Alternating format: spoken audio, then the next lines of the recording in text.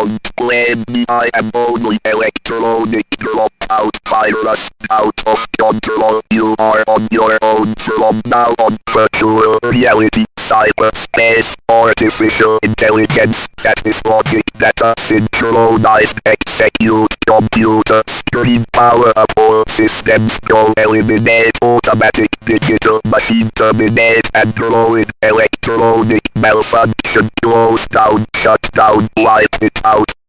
The robots are taking over. In episode 9, we look at just how far the rise of technology has risen. We also talk about Trajan's choodle. Is it a choodle or poowawa? You decide. We look at hybrid dogs and hybrid work. We have a bit of a laugh about all that in episode 9. When we design good work, it requires science, expertise, consultation. We look at those fuzzy work boundaries. Sara proposes the role of a Chief Work Design Strategist as a must. And we can listen to why Sara thinks it's not just desirable but essential that we have such persons at the workplace.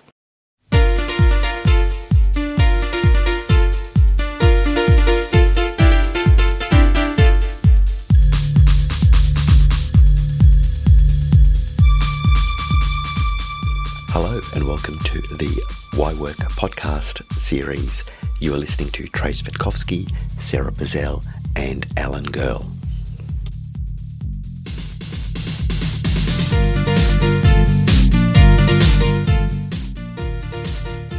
Trace, you've been talking about walking your dog. Yes. You call her a choodle? Choodle. What's a choodle? Mindy the choodle is, Americans like to call them poowawas. Poowawa. Yeah. So you like that, didn't you? Yeah, poowawa. It rolls off the tongue. I know that. Poowawa. A poowawa. Yeah, that's Poowawa. like, See, that's cool. My last name's Pizzelle. I can often say, it just sounds like pizzazz, right? Yeah. So poowawa and pizzazz. Okay, here we are. Sara Pizzazz. You're here, Mike. Could you think of anything else except Svetlana? That's a good Slavic name. I knew a Svetlana once, but that's another conversation. All right, so what's a choodle? Choodle. So you've got the chihuahua, and in this case, a long-haired chihuahua with a poodle, a miniature poodle.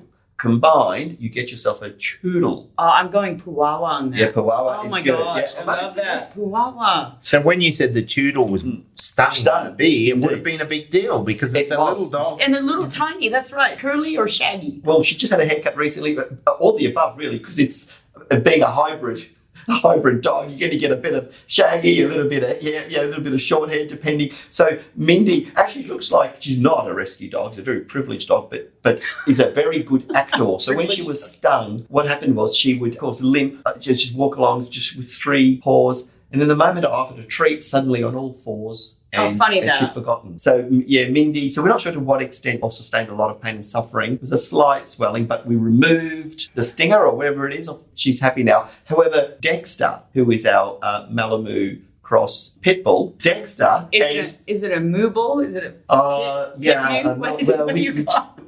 Well, the fact is, it's called Dexter, and people presume there are various bodies buried in that yard. It's just Dexter. So it's just Dexter. On the other hand, Dexter was hospitalised for sustaining an anaphylactic shock by virtue of a wasp sting. Aww.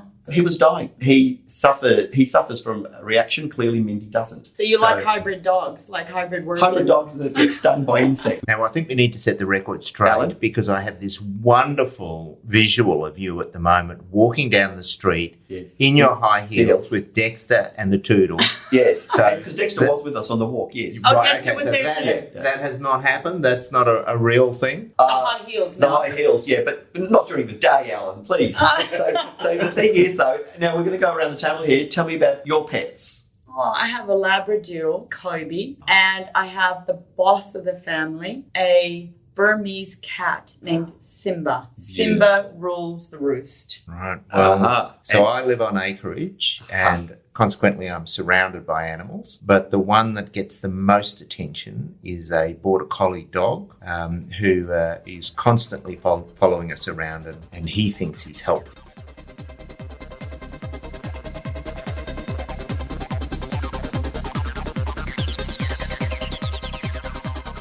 Why is it so tempting and why is it just so easy for everybody to default or revert back to behavioural explanations as to why people do things at work? System design is complex. Let's just call it like it is. Complex, it takes a lot of time, It requires responsibility. It requires you to look out, within and outside. And so it's easy to relegate responsibility, isn't it? It seems easier. Mm-hmm. There's no question that you need to have some science and some expertise coupled with consultation with workers. Consultation with workers is one aspect, but not the only solution. You've got to couple this with science and expertise. And that has to be a facilitated process to design good work. So it's a massive commitment, but innovation, it might seem costly upfront short term, but the innovations that can flow thereafter are significant. So everything I read about human systems integration, everything I look at for human systems integration involving, what's the right way to recruit a worker, right through the life cycle of the worker, to recruit, to train, to retain, to manage if there's an aberration, an injury, right through to their retirement. Everything I read, if you do this well, there are cost savings, business objectives are met, less rework done. I'm always going to say prevention, better than cure. There's often too much fragmentation in the workplace. And I still go back to this vision that I have about the Chief Work Design Strategist, somebody who is connecting business units, unifying the strategies that they have and relating it to the design of work. Somebody who also has some connection to conventional designers and has this consultancy arm, this list of experts, like you talked about, whether or not you need to have some psychological experts, some medical experts, but also conventional designers, industrial design, engineering design, interior design, etc., available. And then somebody who also understands the need for research, looking at evidence in the research, scientific evidence to underpin the decisions that are made. And that one person can make a big influence and create a regenerative design situation where other people learn about design, other people can contribute in meaningful ways. Yeah. So the thing is, in workplaces, people often, when they think of the term design or a designer, I'm right here, Alan. Would you agree that it's when you look at it definitionally in the section, it's someone who's going to design A physical object. A structure or an structure, object. like a tower, or Opposed to a job that's designed or a work system that is designed. So tell me a bit about that. What are they simply called workplace designers, or what's the tag? I call myself that, work design strategist. Work design strategist. Okay. So you may have somebody with a background in human factors, in ergonomics. You may have somebody, and even underneath that, underpinning that can come from psychology, from engineering, from an allied health background, So collaborative team, multi-talented or multifaceted group of workers, or one person band. You're playing the drums, you've got the accordion. It feels like that sometimes. And you've got organ grinder, you've got the monkey on your back, and you're out there playing away. It feels like that sometimes, Trish. But it's at least a role, a figurehead, somebody that is assigned ideally, and this is this vision that I share, who is helping to integrate a lot of strategy that is not usually unified. So for this worker who's been working this 12-hour shift, handling dry goods. Who was looking at the nature of the physical work that he was doing? Who was looking at the level of interruptions in the social relationships, the power, the authority that this person had to monitor and mediate their work? Who was looking at their shifts that they had to do? Who was looking at the procurement of any products or equipment that they had to use? Who was looking at the travel and the distance that they needed to make and what supports were happening, right? And did they all share some business unit language? Did they have a goal that overlapped different business units? So I'm going to give you some really basic examples. Really, really basic. Let me just go back into the physical ergonomics kind of basic domain space. If you looked at reducing the physical load in a manual task, you've also just designed for diversity, because suddenly you've reduced a risk for, a musculoskeletal disorder. You've also reduced some fatigue risks, but you've now made the job more accessible for women and older workers. Same objective across multiple business units, use their language to achieve it. You have one task that everybody's focused on, if you will, and you've met several objectives throughout the business. But those linkages just aren't made. They're just not made very well. We're talking about this is like a complete deconstruction of the way in which work is always looked at in this sort of linear process. It's sort of like that sort of causative. There's, what were the reasons for this? And then try and find out in like silos, just in different boxes. Yeah. So a whole of design looks at... It looks at how humans are involved in the work system. So what do they need to perform well? Yep. What do they need? What are the task-based needs of humans? Have humans been considered in the design of work? What are the business objectives? What are the business values? And how do humans fit in that system? Have they been considered in the life cycle of that design? Is the system resilient and regenerative and agile, as I've mentioned? And can we anticipate and learn from what occurs at work, for what's known and unknown? So, can humans make the very best decisions? Are they given the best information available in what we call a distributed situation awareness, from what computers might tell them, from what the environment might tell them, from what other workers, and communication happens from leadership or colleagues, right? Can they make good decisions, and can they act in ways that we expect the system to work well? Right? So this is going to come up more and more in remote technologies. We think, I know, automation is the answer, right? We can remove humans and all the variability that humans bring from the system. Automation simply changes what people need to do. And often it takes their work from having to be what might have been routine or menial physical tasks into more cognitive tasks. Yep. More decisions need to be made. So humans still are involved, and you still need a human systems integration around this. They become the console operators rather than the physical handlers. Correct. But so they've gone from that physical to the cognitive. Or the operators of mining equipment, for example. Yep. They may be doing this remote. We've got lots of automation that you're hearing about where you can have, fully automated one all the way through levels fully automated to no automation, the reverse, and this hybrid in between. We've got places where I'm seeing multiplayer, where people are actually in chairs and VR goggles, and they're simulating operating equipment. But I may be doing it, Trace, you may be doing it, Alan, you may be doing it, and we don't know at any given time who's operating that equipment. It changes so that we're always attentive. But should you fail, I can take over and override, right? That's one system that's coming into place for things like mining equipment. Yeah, so the actual task is being performed remotely, simulated in a chair that seems to move as well as the VR goggles, and it's all happening remote. So the robot, in effect, is doing it. There's something, a machine is doing it without the human in it. Correct. And then you might have just traditional computer-based panels where you're doing remote control, or you're in a control room where you need to be able to detect what's happening. You need to be attentive. You certainly can't be fatigued then, which is hard because you may have very monotonous things happening most of the time, and then suddenly something happens. You've got to be given instruction. In the Sunshine Coast, you've got a cable connecting Japan and America to Queensland to Australia. It is. So are you aware of this? This is huge technology, which means all of the companies around Australia that are considering going more automated could set up their base in the Sunshine Coast and test things out. Because what's the number one thing that's going to have a system fail when you're going more automated and you're trying to remove systems? If your internet goes down, I park in the background here and I get 3G and I can't send a message for a little while, right? That's it. And now it's coming, so we need to have testing centers to test this out. PS4, you're literally at a console and you're controlling, except this is the real world, and you've got huge items and you're testing huge. Automation's a big thing. And remote work, therefore, is not going to happen just in the office space. We're talking about hybrid work in an office space. We're now talking about hybrid work in an industrial space. So by extension, you're at your home in Sunshine Coast, you've got your VR goggles on, and you're operating, a 6-ton whatever,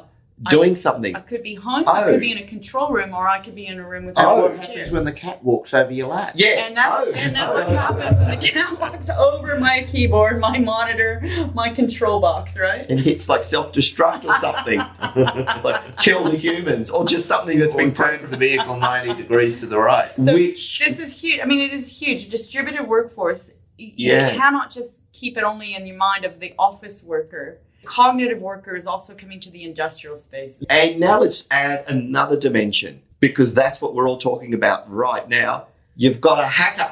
Yes. A Russian hacker. And what's if this hacker hacked an industrial space and you've got your VR goggles on, chilling out. Well, not chilling because you're working, but you're at home in a hybrid environment and the system gets compromised. Can I swear? I mean, you're screwed. See, you can swear, you can do what you like. It's very sanitized. But yeah, it's cool. Yeah, this is danger. This is like Danger Will Robinson. This is Lost in Space kind of stuff. All right, so It is. Okay, Actually, so I'm freaking out a bit at the moment. Just give me a moment. All right. My son asked me to look at one of his homework pieces, right? And my son is looking at a homework, and it's a multiple choice math question, and he says, "Hey, Mom, I'm stuck. Can you help me?" Oh, sure. All right, I think I can look at that time, he's now 7th grade. It was 6th grade math. Yeah, okay. Or early 7th grade. Well, I couldn't have done Sure. All right, I'll have a look. And I'm looking at all of the answers, A, B, C, D, and E, and none of them make sense. And I think, I check my calculator, look online. What? Have I really forgotten this? He starts giggling in the background. I said, what's going on? And he says, Mom, it's coding. I go, what do you mean it's coding? Yeah. It's coding. He goes on the computer. He shows me he changed the answers to trick me. This is a Queensland education publication during the pandemic where students could learn from home. So your son's a hacker? My son hacked. No, seriously, coding. Right? It's all And that. If you can't code, and he you're not. changed the answers. And I said, you must change that back. And he did it in less than 30 seconds. So I'm really now starting to get a bit heightened here, hyper alert. So He's going to be the future James Kirk. This is a challenge, right? These days, if you're not coding, you're nothing. When you're at like a millennial or coding is the thing. So coding is a thing. Russian hackers, we're worried about WikiLeaks, right? Yeah. But Well, we should acknowledge that the Russian embassy has been consulted. Hasn't done it. Oh, yes. Oh, I'm only going by the news. And it was just an example. Disclaimer, But, good lawyering. or it could be like that young boy from Rockdale who's responsible for trying to blackmail Optus with respect to the data that he'd procured from the dark web or something like this. But at the end of the day, this is frightening because if work is becoming more and more technologically distributed and then redistributed, highly automated systems distributed work requires good technology. That's right. And it's one thing, for example, if you're entering some data about some KPIs about the work, and let's say, for argument's sake, it's non-contentious and gets hacked. Oops, right, let's get the investigation going. But what frightens me is as work becomes more and more automated and as it becomes more and more digitized, the reality of a machine going rogue, some type of AI, because of an intervention through a hack, for example, that frightens the crap out of me. Well, you can deal with it as you can many other things, where you start by asking the question of, was that reasonably foreseeable? And if it was reasonably foreseeable, then you have a duty to attend to it and guard against it. If it's not reasonably foreseeable, then you would have an excuse. But you're right, it is worrying because when we look at full automation, if someone hacks into a piece of machinery, like a piece of farming equipment, and is able to take control of the equipment or render it so it's not under control. A military missile? Well, yes. Satellite? Then it could be a big problem. I mean, what's enough malfunction and go rogue, or if they've been hacked? And let's also go back to this point about reasonable expectations, right? And the management of reasonable situations, because we're often talking about the things that make the news. So instead of that risk-based consideration, what happens now when we better consider consequence? So it's not probabilistic. It's not about probability. It's about shit that can go wrong and really wrong that'll hit the fan that we best design for. Yeah, when you're talking about reasonable foreseeability, so every producer of software these days sends out updates, patches that you've got to put on your, or updates that you've got to do to your software. So you've got to stay on top of that. You have to make sure that your software is always up to date. But I guess it's one thing to be and technically correct and say it was reasonably foreseeable. We had all these patches, but still something happened and about 20 people died in a mine shaft. I guess on the one hand, it's one thing to say, look, we did everything we could, but the consequences, they're the things that sort of frighten me a bit. Well, we're starting to see some of that with the driverless vehicles. Yeah. Starting to see accidents where there's debates about whether or not it's the fault of the manufacturer of the vehicle or whether it's something else.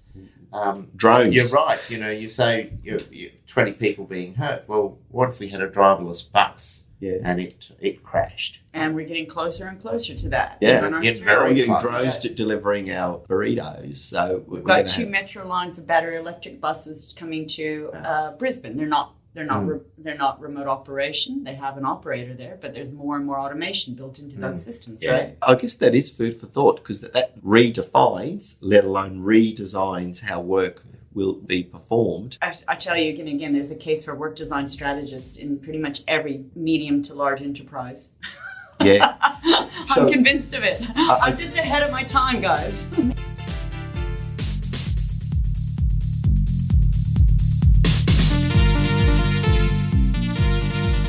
We hope you enjoyed that episode of Why Work. You've been listening to Trage, Sara and Alan, and if you'd like to know more about some of the things we've talked about today, please subscribe, and we'd be more than happy to provide you with information, names of cases and other things that may interest you. Please be aware that none of the matters we've talked about today should be construed as legal advice or any other type of advice. We're just here to talk about all things related to work. See you next time.